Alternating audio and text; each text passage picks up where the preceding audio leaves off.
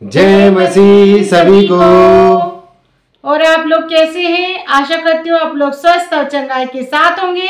आज हम फिर आए आप लोगों के सामने दुआ, प्रार्थना और विनती के साथ। तो जी हाँ भाई बहनों, धन्यवाद करते हैं आप सभी का कि आप हमारे सभी कंटेंट, सभी सब्जेक्ट, सभी विषयों को सुन रहे हैं, देख रहे हैं और हमें ऐसी आशा, ऐसी उम्मीद करते हैं कि आप उस पर अमल भी करते होंगे। तो जी हाँ भाई बहनों, आज हम देखेंगे प्रार्थना का विषय। हमें प्रार्थना में, दुआ में परमेश्वर से क्या मांगना चाहिए, हमारी प्रार्थना की मन्नत कैसी होनी चाहिए, हमारी दुआ कैसी होनी चाहिए, हमें क्या मांगना चाहिए दुआ में, प्रार्थना में अपने पिता परमेश्वर से।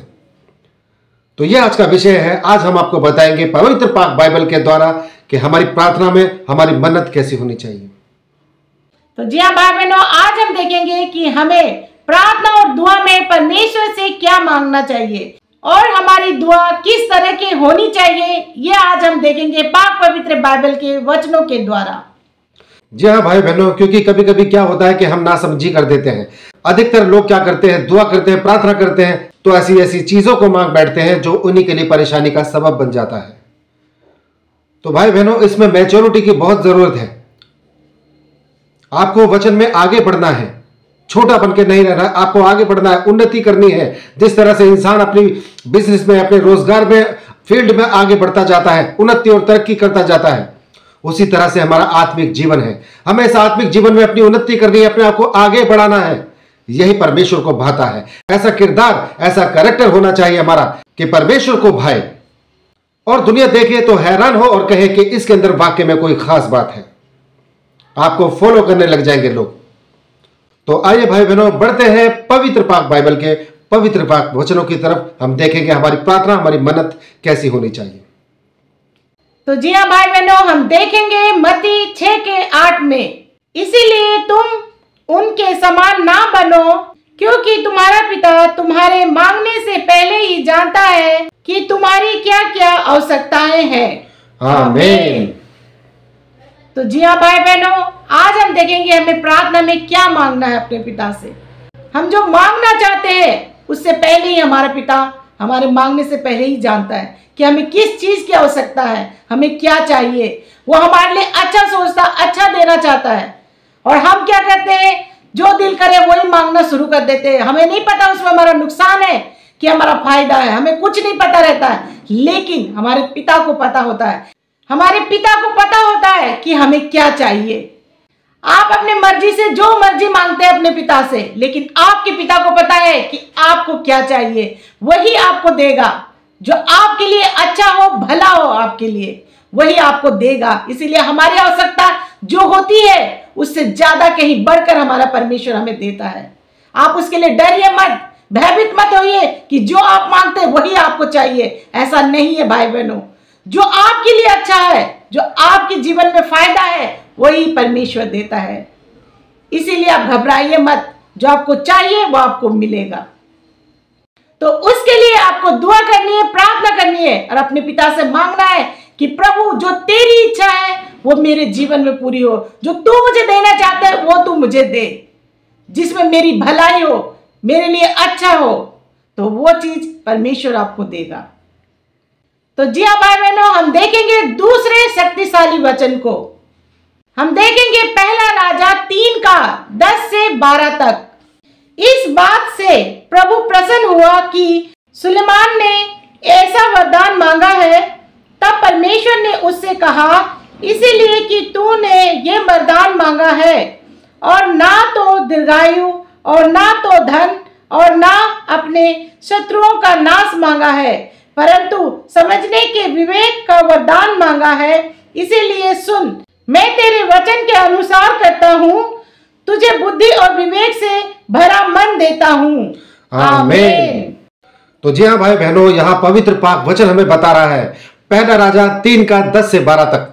आप अगर पढ़ते हैं तो उसमें बताया गया है कि परमेश्वर से किस तरह का वरदान हमें मांगना चाहिए। जो सुलेमान राजा था, दाऊद का पुत्र सुलेमान राजा, जब उसने परमेश्वर से मांगा अपने लिए दान वरदान, तो उसने नहीं कहा कि मुझे शत्रु का नाश करना है, प्रभु तू मुझे धन दौलत दे दे, प्रभु तू मेरे शत्रु का नाश कर दे, प्रभु तू मेरे लिए ऐसा कर दे, तू मेरे लिए वैसा कर दे। जो सांसारिक चीजें होती है वो नहीं मांगी। उसने परमेश्वर से मांगा कि परमेश्वर मुझे तू बुद्धि और विवेक दे। तो भाई बहनों, ऐसी प्रार्थना और ऐसी मन्नत रही राजा सुलेमान की परमेश्वर के नजदीक कि खुदा तू मुझे बुद्धि और विवेक दे। जब उसने इस तरह से दुआ की, मन्नत मांगी, प्रार्थना की, तो परमेश्वर यहोवा इतने खुश हुए, प्रसन्न हुए इसके ऊपर और उससे कहा, तूने शत्रु का नाश नहीं मांगा, तूने किसी का राजपाट नहीं मांगा, तूने और दुनियावी चीज नहीं मांगी, तूने धन दौलत नहीं मांगा, तूने मांगा तो बुद्धि और विवेक। और यही परमेश्वर यहोवा को पसंद आया और खुश होकर परमेश्वर ने उसके ऊपर बड़े बड़े दान भर दिए। उसको बुद्धि विवेक के साथ साथ उसको धन भी दिया, दौलत भी दी और उसको दीर्घायु भी किया। राजा सुलेमान को परमेश्वर ने आशीषों से और वरदानों से भर दिया क्योंकि खुदावन खुश हुआ उसके मांगने से।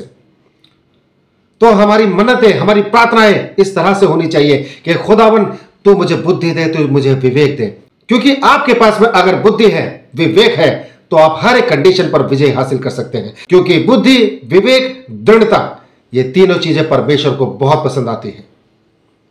अगर ये तीन चीजें आपके पास नहीं है तो आपके पास आपका जीवन नहीं है। आप कल्पना कर सकते हैं, आप सोच सकते हैं, अगर ये तीनों चीजें ना हो इंसान के पास में तो इंसान क्या कर सकता है। दुनिया में जहां की दौलत होने के बाद भी वो इंसान किसी काम का नहीं है, उसके पास आप बैठोगे तो आपके सामने रोने लग जाएगा। क्योंकि बहुत बड़े बड़े उद्योगपति, बहुत बड़े बड़े करोड़पति रोते हैं रात को अकेले में, नींद की गोलियां खाते हैं, उनके पास कोई बैठ जाए तो रोने लग जाते हैं। इसलिए भाई बहनों, आपने यही मांगना है कि खुदावन प्रभु यीशु मेरे पिता तू मुझे बुद्धि और विवेक दे, मुझे ज्ञान, बुद्धि, सामर्थ्य दे, तू जैसा चाहता है तू मुझे वैसा बना मेरे पिता। आप इस तरह से मांगते हैं, अपने परमेश्वर की इच्छा में होकर मांगते हैं, तो खुदावन आपको बाकी के वरदान अपने आप दे देता है, आपको दीर्घायु करता है, आपको हर एक दान वरदानों से नवाज देता है परमेश्वर यीशु मसीह। तो आइए भाई बहनों, बढ़ते हैं तीसरे शक्तिशाली वचन की तरफ। मत्ती 7:7 में देखेंगे, मांगो तो तुम्हें दिया जाएगा, ढूंढो तो तुम पाओगे, खटखटाओ तो तुम्हारे लिए खोला जाएगा। आमीन। तो जी हाँ भाई बहनों, आपको दुआ प्रार्थना करनी है और मांगना अपने पिता से, क्योंकि यहाँ कहा गया है मांगो तो दिया जाएगा। जब आप संयम के साथ अपने पिता से मांगते हैं तो वो आपको देता है, लेकिन उसकी इच्छा से मांगिए। जो परमेश्वर की इच्छा है वही मांगिए, जो आपके जीवन के लिए भला हो।